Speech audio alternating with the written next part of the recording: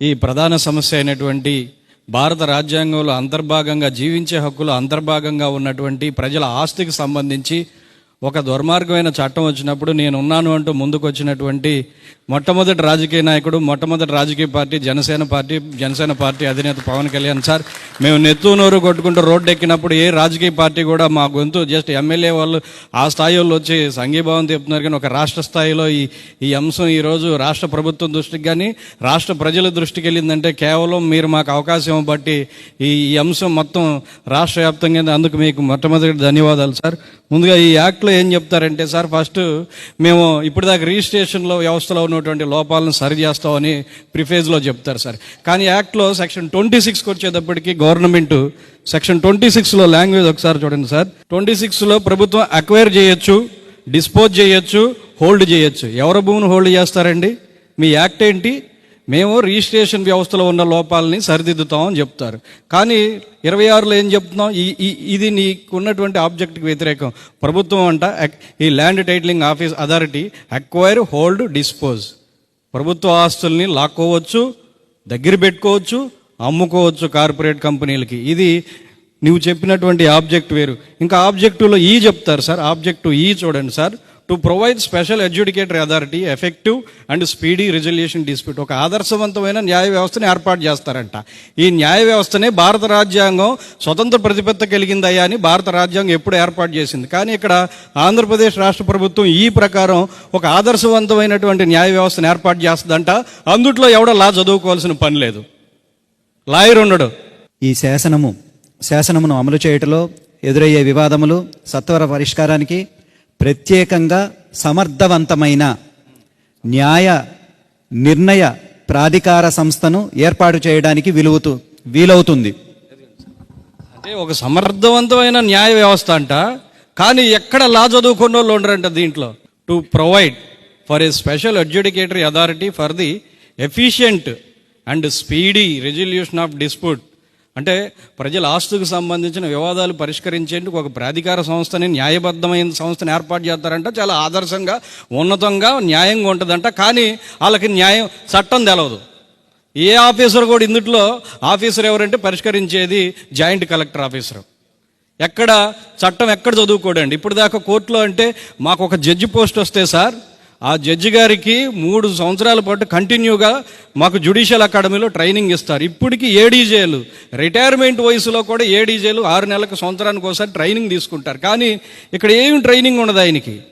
ఒక రెవెన్యూ అధికారి, అతను మాత్రం ఇప్పుడు దాకా సంపాదించుకున్న ప్రజల ఆస్తిని ఇప్పుడు వచ్చి పరిష్కరిస్తాడంట. అంటే ఇది కాంట్రరీ టు ది కాన్స్టిట్యూషన్. భారత రాజ్యాంగంలో ఆస్తులు, హక్కులు, కష్టాలు, నష్టాలు తీర్చాలంటే కోర్టు వ్యవస్థను మనం ఏర్పాటు చేసుకున్నాం. ఇప్పుడు కోర్టుకి ఒక ప్యారలర్ గవర్నమెంట్. ఇది భారత రాజ్యాంగం యొక్క మౌలిక స్వరూప సిద్ధాంతానికి మినర్వా మిల్స్ కేసులో సుప్రీంకోర్టు ఇదే చెప్తుంది సార్. ఇది భారత రాజ్యాంగానికి చాలా విఘాతం. ఇందులో సెక్షన్ 9 సార్ ఒకటి చెప్తారు. సెక్షన్ 9 ప్రకారం, సెక్షన్ 9లో ఎటువంటి డిస్ప్యూట్స్ లేనటువంటి ఆస్తిని దాంట్లో రాసుకుంటారంట సార్. రాసుకున్నంత వరకు పర్లేదు. అక్కడ ఒక పదం డిటర్మినేషన్, అంటే నిర్ధారిస్తారు. ఇది కూడా ఒక అబ్జెక్టిబుల్ వర్డ్. సెక్షన్ 9 యాక్ట్లో 8వ పేజీలో సెక్షన్ 9 ఉంటుందండి. The title registration officer shall determine the record of entry. Determination supreme court చెప్పింది సార్. ఒక రెవెన్యూ అథారిటీ ఎప్పుడు ఈ టైటిల్ నీది, ఈ ఆస్తి నీది అని డిటర్మినేషన్ చేయకూడదండి. అది చేయాల్సింది కోర్టులే చేయాలి. ఇక్కడ డిటర్మినేషన్ చేశాడే అనుకోండి, పోనీ ఏ వివాదం లేని దగ్గర డిటర్మినేషన్ చేశాడు అనుకుందాం.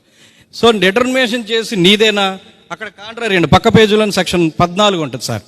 16th పేజీలో section 14 objection to entries in register of titles. ఈ 9 అనేదండి అబ్జెక్షన్ లేనిది. ఆ 9 ప్రకారం ఎంట్రీ చేసుకున్న దాంట్లో ఎవరన్నా ఒక దారిని పోయే దానయ్య, అదే కోర్టుకి అనుకోండి సార్, నేను ఈ జనసేన పార్టీ ఆఫీసుని వివాదం చేయాలనుకుంటే సోముకృష్ణమూర్తి గారు లాయర్ దగ్గరికి వెళ్ళి ఈ భూమి ఎంతైతే సర్టిఫికేట్ తెచ్చుకొని వాల్యూ, దాని ప్రకారం కోర్టుకు ఫీజు కట్టి లాయర్ని పెట్టుకొని వివాదం చేయాలండి. ఇక్కడ ఏం లేదు, దారిని పోయే దానయ్య చిత్తు కాగితం మీద, చెత్త కాగితం మీద తీసుకెళ్ళి ఇది పవన్ కళ్యాణ్ గారి భూమి కాదు నాది అంటే కనుక మీకు దీని మీద హక్కు కోల్పోతారు. ఎప్పటికి తేల్చుకోవాలో తెలియదు. అంటే ప్రజల ఆస్తి ఏమైపోద్దంటే త్రిశంకు స్వర్గంలో అయిపోద్ది.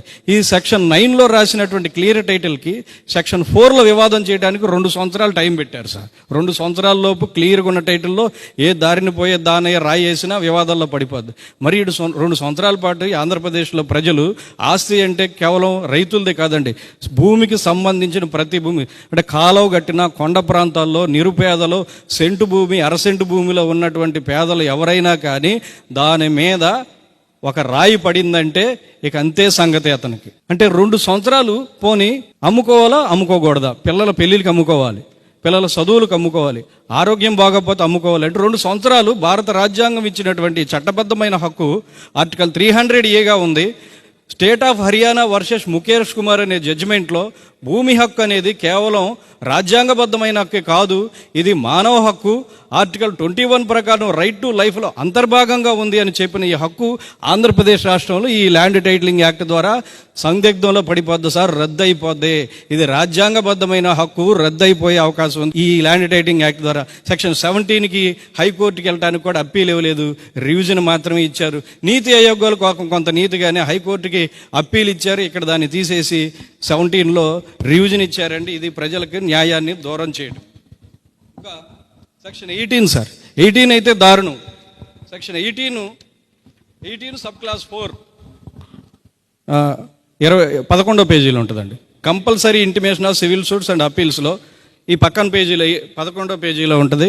4, 5లో ఒకవేళ ఈ ఆంధ్రప్రదేశ్ రాష్ట్రంలో ఎంత దారుణం అంటే సార్, కోర్టులు పనిచేయాలా లేదా అనేది ఈ సెక్షన్ 18 నిర్ధారించుద్దండి. ఇప్పుడు దాకా భారతదేశంలో కాదు, బ్రిటిష్ వాళ్ళు కూడా పని చేయలేదు సార్. బ్రిటిష్ వాళ్ళు కూడా 1803కి చిన్న రెవెన్యూ ఫంక్షన్స్ ఏమైనా ఉంటే, కాదయ్యా మనం ఎవిడెన్స్ యాక్ట్ రాసుకున్నాము, సిపిసి 1908లో రాసుకున్నాం కాబట్టి రెవెన్యూ అథారిటీస్ మీరు ఆస్తులు ఒకవేళ పన్ను కట్టకపోతే జప్తు చేసే అధికారం కూడా మీకు లేదని కోర్టులు పెట్టారు బ్రిటిష్ వాళ్ళు కూడా. కానీ ఆంధ్రప్రదేశ్ గవర్నమెంట్ ఏం చేస్తుందంటే రాజ్యాంగం కల్పించిన, రాజ్యాంగం ద్వారా ఏర్పడిన కోర్టు అంటే మామూలు జూనియర్ సివిల్ కోర్టు కాదు సార్, సుప్రీంకోర్టు దాకా రాశారు. దాంట్లో సుప్రీంకోర్టు దాకా కూడా ఇతను ఒక సర్టిఫికేట్ ఇస్తాడు, అయ్యా నా సంబంధించిన పలానా కేసు కోర్టులో ఉందని. ఆ సర్టిఫికేట్ వెళ్ళి తీసుకొస్తేనే ఉన్నతమైన సుప్రీంకోర్టులో చీఫ్ జస్టిస్ గారు కూడా ఈ కేసు చేయాలి, లేదా ఈ కేసు ఆటోమేటిక్గా స్టే అయిపోద్ది, ల్యాప్స్ అయిపోద్ది. లేదు తర్వాత ఏమైపోద్ది, ఒకవేళ ఈయన తీసుకెళ్ళలేదు, సర్టిఫికేట్ ఇవ్వలేదు అనుకోండి, ఏమైపోద్ది అంటే అది ఇక్కడ పనిచేయదు, ఇది అక్కడ అన్ఎగ్జిక్యూటబుల్ అని అన్ఎన్ఫోర్సబుల్ అని రాసేసారండి. దాంట్లో ఎంత దుర్మార్గంగా బ్రిటిష్ వాళ్ళు కూడా రాయలేదు అసలు. అది లాంగ్వేజ్ కూడా అదే sir, judgement or order will not be unenforceable, అది పనికిరాదు అని రాస్తారు సార్. ఇంకొకటి సార్, సెక్షన్ 25లో సార్, సెక్షన్ 25 ఒకసారి చూద్దాం సార్, ఇది ఇంకా తమాషాగా ఉంటుంది.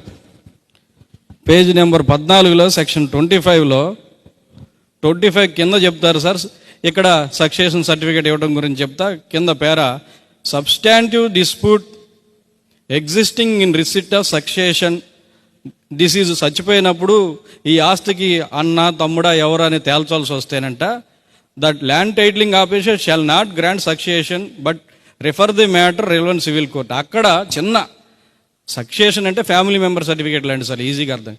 అట్లాంటి దగ్గరే ఇవ్వటానికి అతనికి ఏమన్నా కన్ఫ్యూజ్ వస్తే ఇవ్వలేని పరిస్థితుల్లో కోర్టుకి వెళ్ళమని చెప్తాడు ఇక్కడ. కానీ దీనికంటే 1000 రెట్ల టైటిల్ ఈ భూమి ఎవరిదని మాత్రం ఇతనే తేల్చేస్తాడంట.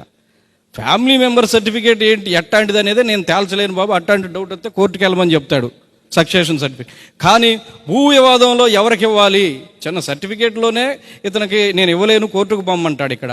కానీ భూ వివాదం మాత్రం ఎవరికి తేల్చాలని ఇతనికి తేల్చేస్తానండి. ఇంకా ఈ ఆంధ్రప్రదేశ్ రాష్ట్రంలో సార్ రేపు నుంచి ఇల్లు ఉన్న వాళ్ళందరూ కూడా ఈ ల్యాండ్ టైటిలింగ్ ఆఫీసర్ దగ్గరికి సెక్షన్ 64 చెప్తారండి. సెక్షన్ 64 నాకు ఈ భూ ఉంది అని సెక్షన్ 7 ప్రకారం వెళ్ళి నోటిఫికేషన్ ఇచ్చిన తర్వాత వెళ్ళి పేపర్లో ఇస్తారండి. వెళ్ళి కనుక తెలియపరచకపోతే లేదా అతను ఇచ్చిన సమాచారం కనుక అతను తప్పు అని కనుక అనిపిస్తే వాళ్ళకి 6 నెలలు ఆటోమేటిక్గా జైలు, 50,000 రూపాయలు ఫైన్. ఇంకోటి సార్, ఇప్పుడు దాకా ఇల్లు కొనుక్కోవాలంటే సెక్షన్ 50లో చెప్తారు, రిజిస్ట్రేషన్ శాఖ మీద వీళ్ళకి పూర్తి అధికారాలు ఇచ్చారండి. ఎనీ ట్రాన్సాక్షన్, సోము కృష్ణమూర్తి గారికి నా ఇల్లు కొనుక్కున్నారు సార్, నేను అమ్మానంటే ఇప్పుడు ఆయన చట్టబద్ధంగా సంపాదించిన దమ్ముతోటే డబ్బులు తీసుకొచ్చి నాకు ఇచ్చారు, వెళ్ళిపోయాను సార్. ఇప్పుడు జరుగుతున్నది. కానీ ఇప్పుడు అట్లా కాదు సార్. ఈ ల్యాండ్ టైటిలింగ్ యాక్ట్ వచ్చిన తర్వాత సెక్షన్ 50 ప్రకారం అయ్యా నేను నామాల కోటేశ్వర దగ్గర ఇల్లు కొనుక్కున్నానని సోము కృష్ణమూర్తి గారు వెళ్ళి ల్యాండ్ టైటిలింగ్ ఆఫీసర్ని సాటిస్ఫై చేసుకొని సర్టిఫికేట్ తెచ్చుకోవాలి. అయ్యా నా ఇల్లు నేను అమ్ముకున్నానండి అని నేను కూడా ల్యాండ్ టైటిలింగ్ ఆఫీసర్ దగ్గరికి వెళ్ళి మళ్ళీ సర్టిఫికేట్ పోనీ అంతటితో తెచ్చుకుందాం, రిజిస్టర్ ఆఫీస్ దగ్గర ఖర్చులు అవుతుంది. కానీ అతను మేము ఇద్దరులో ఎవరు నచ్చకపోయినా, స్టాంపు డ్యూటీ నచ్చకపోయినా ఆయన ఏం చెప్తాడంటే కరెక్ట్ కాదు ఇది నేను ఒప్పుకోను, మీరు వెళ్ళి కోర్టు కాడ పోయి ల్యాండ్ టైటిలింగ్ ఆఫీసర్ దగ్గర తేల్చుకోండి అని మళ్ళీ పంపిస్తాడు. ఇక్కడ నుంచి ఆంధ్రప్రదేశ్ రాష్ట్రంలో ఏ పేదవాడు చిన్న భూమి, సెంటు భూమి తనఖా పెట్టుకోవాలన్నా, బ్యాంకులో పెట్టుకోవాలన్నా, అమ్ముకోవాలన్నా, దాన ధర్మ ఎకరాలు ఏం చేయాలన్నా ల్యాండ్ టైటిలింగ్ ఆఫీసర్ అనుమతి ఇస్తే తప్ప జరగదు. ఇది సార్ ఆంధ్రప్రదేశ్లో రాజ్యాంగబద్ధమైన హక్కు ప్రమాదంలో పడుతుందని మేధావి వర్గంగా మేము ముందుకు వచ్చాం. కానీ దీనివల్ల న్యాయవాదులు ప్రజల తరపు నిలబడ్డారు, మీరు మా తరపున నిలబడాలని కోరుకుంటున్నాం తప్ప మీరు మొట్టమొదటిసారిగా మా తరపున నిలబడ్డారు. ఈ అవకాశం ఇచ్చినందుకు ధన్యవాదాలు సార్.